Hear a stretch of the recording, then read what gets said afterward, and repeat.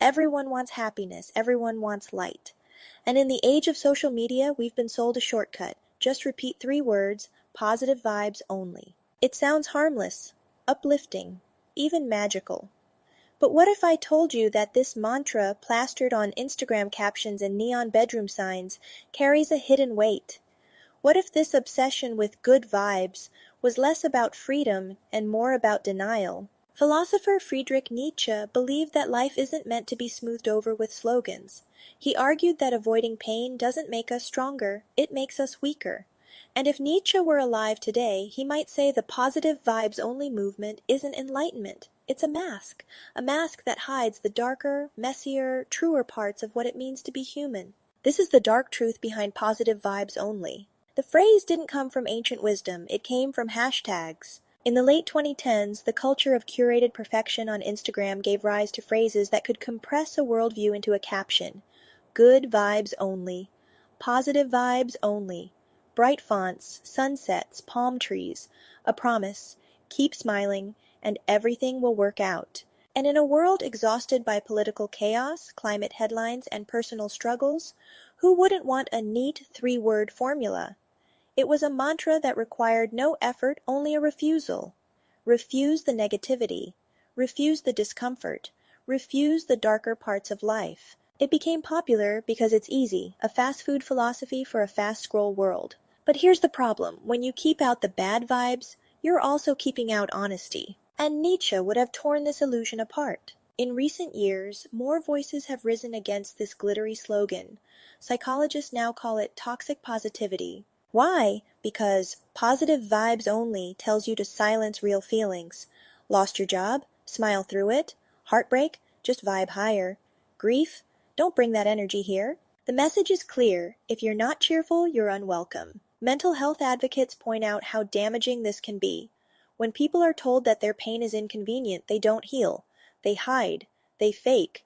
They scroll through feeds of people pretending life is perfect, and they wonder why they alone are broken. And if you've ever felt guilty for not being positive enough, you've already tasted the poison. But Nietzsche would go further. He'd say this isn't just bad advice, it's a lie. Nietzsche wasn't a philosopher of comfort. He was a philosopher of fire. He believed that to live fully, we must confront pain, not deny it. What does not kill us makes us stronger, he wrote. A line that has been repeated so often it risks sounding cliché, but its depth is often ignored. For Nietzsche, suffering wasn't a mistake in life. It was the engine of life. The chaos we go through, the heartbreaks, the failures, they carve strength into us. They forge identity. So when he hears positive vibes only, he would laugh. He'd say, this is cowardice. This is a culture running from reality. Because reality isn't always positive, and pretending it is doesn't make us stronger, it makes us fragile. Here's the dark truth. When you force positivity, you turn people into liars. Imagine someone grieving a loss and they see positive vibes only on a friend's post. The hidden message? Don't bring your sadness here. Don't ruin the mood. So they swallow their grief. They smile when they want to cry. They post filtered pictures when they want to scream. The result isn't healing, it's alienation, it's shame. And slowly, people begin to believe their feelings are wrong. They stop trusting themselves. They lose the chance to grow through pain because they've been told to edit it out of existence. Nietzsche would call this decadence a culture that avoids truth in favor of comfort. He'd say that a person who only wants good vibes is like a plant refusing rain, wind, and storm. A flower that demands sunshine every day eventually withers. But Nietzsche didn't just criticize, he offered another path. Nietzsche's philosophy wasn't about wallowing in suffering, it was about transformation. He believed that when we face pain, we can transmute it into meaning. When we confront struggle, we find our strength. And when we accept chaos, we become more real, more human, more alive. He called it amor fati, the love of one's fate. Not wishing life were easier, but embracing it as it is. Even the hard parts, especially the hard parts. This idea cuts deeper than positive vibes only, because it doesn't deny pain, it sanctifies it. For Nietzsche, authenticity mattered more than cheerfulness, and that authenticity is exactly what the positive vibes only culture has stripped away. So what do? We stop chasing slogans. We start listening to the parts of ourselves that hurt. We let the shadows teach us. And this is where the reflection ties to someone who writes about these shadows today. If Nietzsche teaches us that truth is found not in hiding but in confronting life, then Gary Nguyen's work brings that lesson into our time. Gary Nguyen is a 29-year-old author currently living in Silicon Valley. Since the age of 17, she has published 13 books in Vietnam novels, short stories, and essays that dive into the raw, unfiltered emotions we all experience. Her writing doesn't say positive vibes only. It says, here's what it feels like to love and lose, to struggle and rise, to face yourself honestly. You can find her works on Amazon.com titles like Just Hear Me Out and a luxury item called Me. These aren't just books, they're mirrors.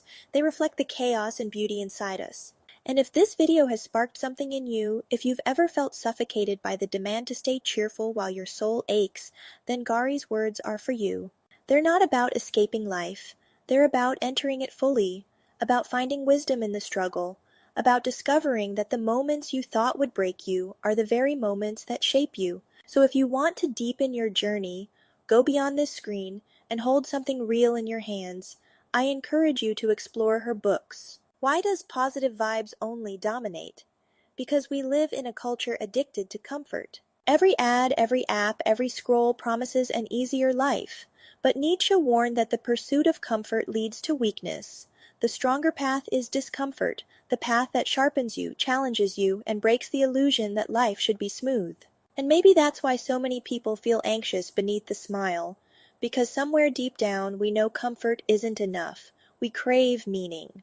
Meaning doesn't come from ignoring our shadows, it comes from embracing them. The dark truth behind positive vibes only is this. It's not positivity, it's avoidance. And avoidance costs us growth. It costs us authenticity. It costs us the chance to become who we really are. Nietzsche's challenge is simple but terrifying. Stop hiding. Look life in the eye, even when it's painful. Love your fate, even when it's heavy. Because when you do, you discover something stronger than happiness. You discover depth. So the next time you see positive vibes only glowing on a feed, remember Nietzsche's words. Life isn't meant to be curated. It's meant to be lived. Fully, messily, honestly. And if you want to keep walking this path, if you want reflections that don't sugarcoat but still heal, then explore Gary Nguyen's writing. Because her books, like Nietzsche's philosophy, remind us that the truest light comes after we've dared to face the dark. Maybe positivity isn't the answer. Maybe honesty is. The dark truth is that life will hurt.